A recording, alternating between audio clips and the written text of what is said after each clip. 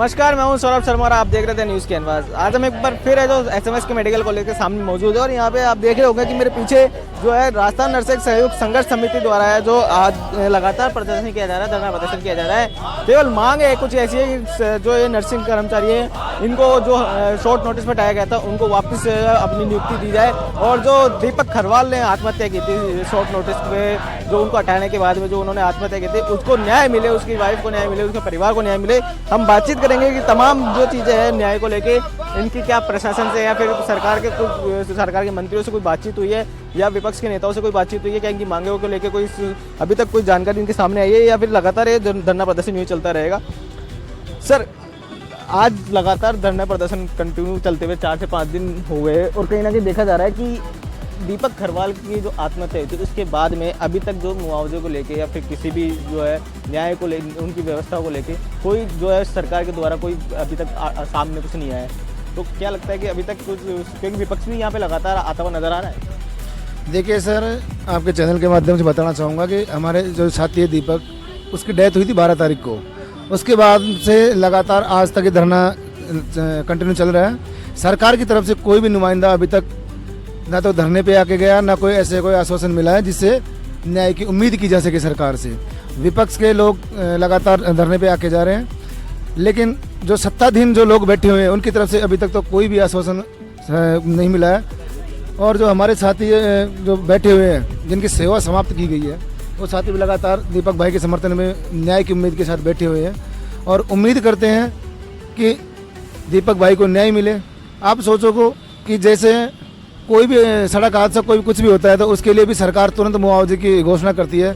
आज 5वें दिन से लगातार धरना चल रहा है, लेकिन सरकार के कानों में जू तक नहीं रहेंगी रही और एक राशि भी डिसाइड नहीं कर पा रही है कि मुआवजे में राशि क्या दी जाए। क्या एक नर्सेज की कीमत ये, जान की कीमत ये होती है। नर्सेज दिन रात आईसीयू में, ओटी में, हर जगह 24 आवर्स अपना संपूर्ण योगदान देती है। उसके बाद में भी दीपक भाई मरा कैसे ये भी आपको पता है सब चीज़ों का। एक दिन तुगलकी फरमान जारी होता है सरकार के द्वारा कि कल से आपकी सेवाएं समाप्त की जाती है। अब आप सोचो 7,900 रुपये के अंदर जो आदमी 4 साल अपने जीवन की सेवाएं दे चुका, अपनी जवानी खो चुका, तो उसके ऊपर क्या बीतती होगी। तो डिप्रेशन में आके उसने सुसाइड कर लिया। अब उसके 3 साल का एक बच्चा है, 3 महीने की प्रेग्नेंट एक पत्नी है, उनका क्या है। तो सरकार अभी तक उसको ना तो कोई मुआवजे की राशि की घोषणा कर पा रही है और ना ही जो हमारे तमाम साथी जो बैठे हुए हैं, ऐसा कोई दूसरा दीपक भाई आगे के लिए ऐसा कदम नहीं उठाए, उसके लिए कोई सेवा बहाली के लिए कोई अभी तक कोई फरमान जारी नहीं हुआ है। क्या आपकी बातें जो चिकित्सा मंत्री तक पहुंची है, क्या कुछ उनकी तरफ से या प्रशासन की तरफ से कोई वार्तालाप हो गई है अभी तक? देखो, ना तो कोई चिकित्सा मंत्री को, इतने अंधे तो है नहीं जो चिकित्सा मंत्री को पता नहीं है। इतना बड़ा और राजस्थान में मैसेज गया तो चिकित्सा मंत्री को इस चीज़ का पता नहीं है क्या कि आज एक नर्सेज की डेथ हुई है और 5 दिन से लगातार आंदोलन जारी है। तो पता तो सब पूरी सरकार को है, लेकिन कहीं ना कहीं जो शोषित, वंचित और गरीब परिवार से जो बच्चे नर्सेज के हैं उनको उन आंदोलन को दबाने की लगातार कोशिश की जा रही है। लेकिन मैं इतना बता देना चाहता हूँ कि नर्सेज इतनी भी कमज़ोर नहीं है कि वो दब जाएंगे। हाँ, आर्थिक शोषण आपने हमारा कर लिया, मानसिक शोषण हमारा कर लिया, लेकिन हम शरीर से हारेंगे नहीं जब तक हमारे शरीर में अंतिम प्राण बूंद तक रहेगी। हम दीपक भाई को न्याय दिलाने के लिए और हमारे जो साथी जितने भी हटाए गए हैं उनकी पुनः सेवा बहाली के लिए लड़ते रहेंगे, लड़ते लड़ते चाहे हम भी शहीद क्यों ना हो जाए। 12 जून की आप बात कर रहे हैं कि 12 जून को जो हादसा देखने को मिला है और कहीं ना कहीं 12 जून की मैं बात करता हूँ कि 12 जून के दिन जो है मुख्यमंत्री भजनलाल शर्मा वो जो है भारत भाग्य विधाता मूवी देखने से पहले नर्सिंग कर्मचारियों को सम्मानित करते हैं क्योंकि उनके अच्छे कार्य की वजह से। देखिए सर, एक प्रैक्टिकल में और एक पर्दे के पीछे दोनों चीज़ें में बहुत अंतर होता है। आप पर्दे के पीछे जो फिल्म दिखाई जा रही है उसका तो आप सम्मान कर रहे हो और जो जहाँ पे नर्सेज प्रैक्टिकल काम कर रही है आप उनका अपमान कर रहे हो। यहाँ पे एक नर्सेज जो दिन रात सेवा देते हुए उसकी डेड बॉडी यहाँ पे पड़ी है और आप पर्दे के पीछे नर्सेज का सम्मान कर रहे हो, तो ये कहाँ का न्याय है। ये खुद मुख्यमंत्री को सोचना चाहिए इन चीज़ों को लेकर। चिकित्सा मंत्री की बात करते हैं तो चिकित्सा मंत्री ने भी एक दिन पहले कुछ बयान भी दिया था कि जो 5 प्रेग्नेंट महिला है उनको कोई गलत इंजेक्शन लगा दिया गया था कि पानी से भरा हुआ। तो उन्होंने कहा था कि वो नाश्ते में आ रही थी। तो क्या लगता है कि प्रेग्नेंट महिला नाश्ते में जा सकती है कहीं? अब ये तो खुद चिकित्सा मंत्री जी को सोचना चाहिए कि प्रेग्नेंट महिला कभी आज तक नाश्ते भी गई है क्या। ये उनको खुद को विचार करना चाहिए कि अपने शब्दों पे पता नहीं मैं बोल क्या रहा हूँ। उनको खुद को ही नहीं पता अभी इन चीज़ों का।